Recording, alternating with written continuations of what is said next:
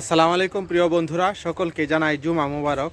আজ পবিত্র শুক্রবার, জুমার নামাজ পড়তে যাইতেছি। শুক্রবার দিন জুমার নামাজ পড়তে যাওয়ার শান্তি অন্যরকম। সকাল থেকে গোসল টোসল করে একদম রেডি হয়ে রয়েছি, জুমার নামাজ পড়তে যাব। আজকের দিনটাও, আবহাওয়াটাও অনেক সুন্দর, মেঘলা আকাশ, আবার সুন্দর বাতাস, বৃষ্টিও নাই, কিন্তু যে কোনো সময় বৃষ্টি নামতে পারে। এরকম একটা আবহাওয়াতে নামাজ পড়তে যাইতেছি। আলহামদুলিল্লাহ, আলহামদুলিল্লাহ। মহান আল্লাহ তাআলার কাছে হাজার হাজার শুকরিয়া। এই দিনে অনেকেই হাসপাতালে শুয়ে আছে, অনেকেই বিভিন্ন বালা মুসিবতে আছে, অসুস্থ আছে। আল্লাহ তাআলা তাদেরকে সুস্থতা দান করুক, বালা মুসিবত থেকে রক্ষা করুক। আল্লাহ তাআলা সুস্থ রাখছে, সুস্থতা হচ্ছে সবচেয়ে বড় নিয়ামত। এটাই হচ্ছে আলহামদুলিল্লাহ। একদম সুস্থ স্বাভাবিকভাবে মসজিদে নামাজ পড়তে যাইতে পারতেছি, আল্লাহ তাআলার কাছে হাজার হাজার শুকরিয়া। আমি যাচ্ছি হাসপাতাল, মসজিদে নামাজ পড়ার জন্য। এর সামনে হচ্ছে দুবাওরা হাসপাতাল। এই হাসপাতালে হচ্ছে মসজিদ আছে, সেই মসজিদে হচ্ছে নামাজ পড়ব। আরও অনেকেই হচ্ছে হাসপাতালে মসজিদে নামাজ পড়তে যায় আমাদের মহল্লার। আগে হচ্ছে হাসপাতাল মোড়ে একটা মসজিদ আছিল, ওইখানে নামাজ পড়তাম। আমি যখন থেকে বুঝি তখন থেকে হচ্ছে আমার নামাজ কাজা নাই ইনশাআল্লাহ। জুমার নামাজ তো সবসময় পড়ি, যে কোনো সময় যে অবস্থায়, যদি জার্নিও করি, যেখানে জুমার নামাজের সময় হয় সেখানে জুমার নামাজ আদায় করি ইনশাআল্লাহ। আগে হচ্ছে ছোটো সময় আমরা থাকতাম ভালুকাপাড়া, ওইখানে হচ্ছে ঘুষগাঁও মসজিদে জুমার নামাজ বেশিরভাগ সময় আদায় করতাম।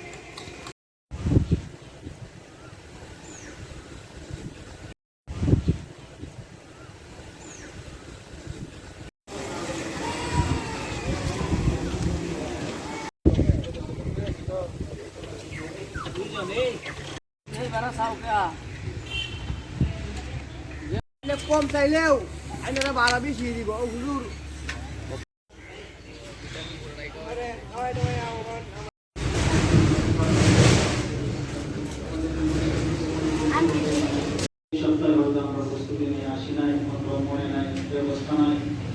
ইনশাআল্লাহ চেষ্টা করব সুন্দরভাবে অংশগ্রহণ করার তৌফিক দান করেন, আমিন।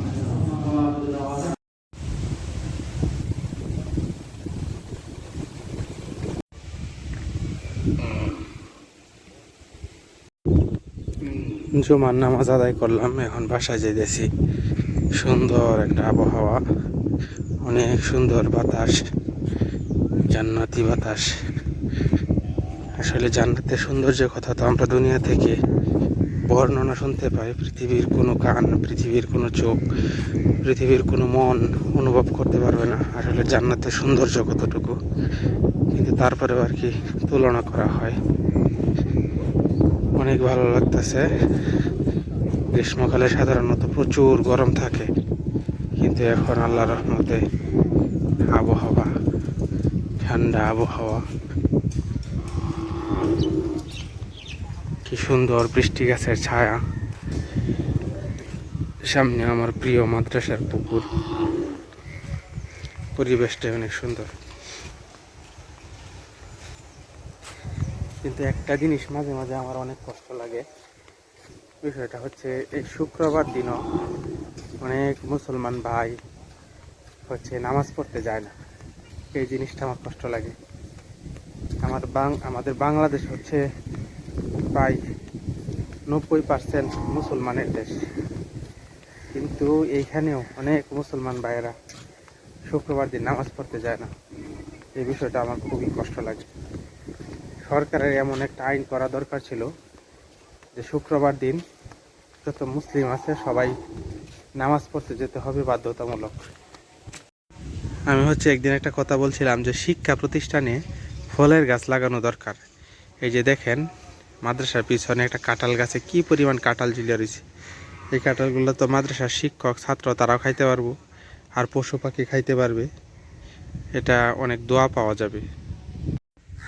আজকের আবহাওয়াটা অনেক সুন্দর, না মেঘ, না বৃষ্টি, না রোদ, এরকম একটা সুন্দর আবহাওয়া।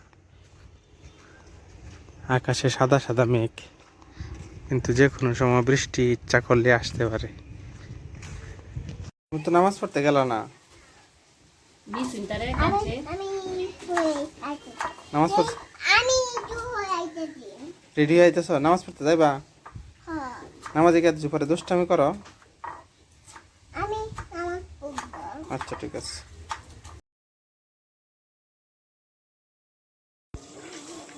আসরের আজান দিতেছে আকাশ একদম সুন্দর পরিষ্কার নীল আকাশে সাদা মেঘের বেলা নমস্কার বাজানো আমার নারকেল গাছে আইসা রৌদ্র আইসা পড়তাছে চকচক করতেছে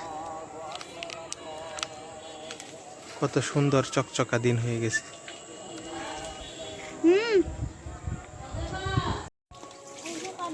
আকাশটা সুন্দর কিন্তু এই সাইডে এই যে কালো মেঘ হয়ে গেছে কতক্ষণ পরে মনে হয় বৃষ্টি নামবো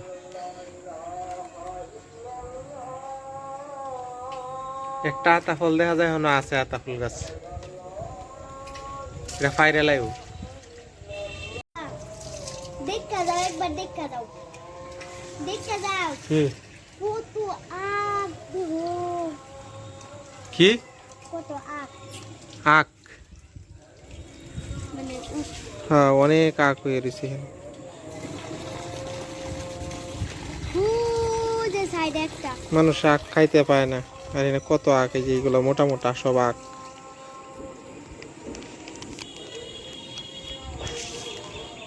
আখ গাছে ভরা আমার নারকেল গাছ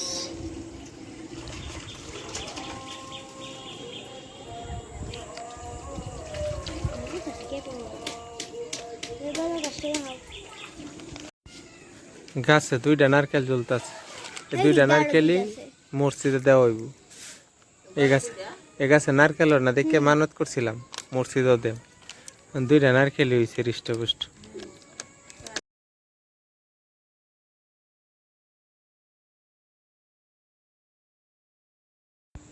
কিছুক্ষণ আগে আকাশ একদম পরিষ্কার আছে নিজে এরকম নীল আছে এখন এই যে কালো মেঘে ছায়ে গেছে একসাথে এই যে উপরে এদিকেও কালো মেঘ আমার গোলাপের ফুলটা মনে হয় 2-1 দিনের ভিতরে ফুটতে যাব কলিটা একটু একটু লাল হয়ে গেছে আমার এই পাতা বাহারটা অনেক সুন্দর লেবু গাছে নতুন কুশি ছাড়তাছে লেবু গাছ যাতে হয়ে গেছে এই যে এদিক দিয়ে একটা নতুন ডাল ছাড়ছে আমার কাগজি লেবুর গাছ মাশাআল্লাহ আমার কচু গাছটাও যাতে হয়ে গেছে সাথে রঙ্গন ফুলের একটা ডাল লাগাইছিলাম এটাও যাতে হয়ে গেছে এই সিজনে টমেটো কার কার বাড়িতে আছে জানাবেন অবশ্যই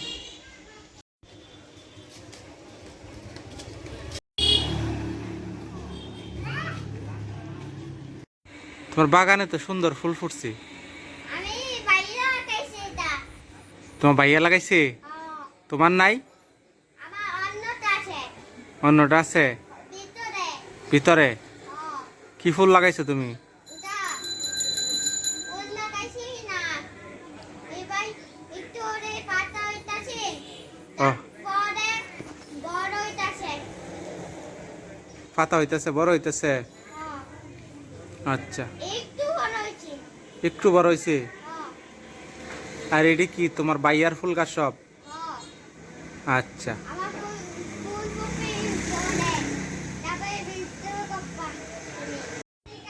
মাশাআল্লাহ আমার বেল গাছে যে বেলের ফুল আসছে এবার বেলের বারে বেল গাছ কাটতে না ফেলিস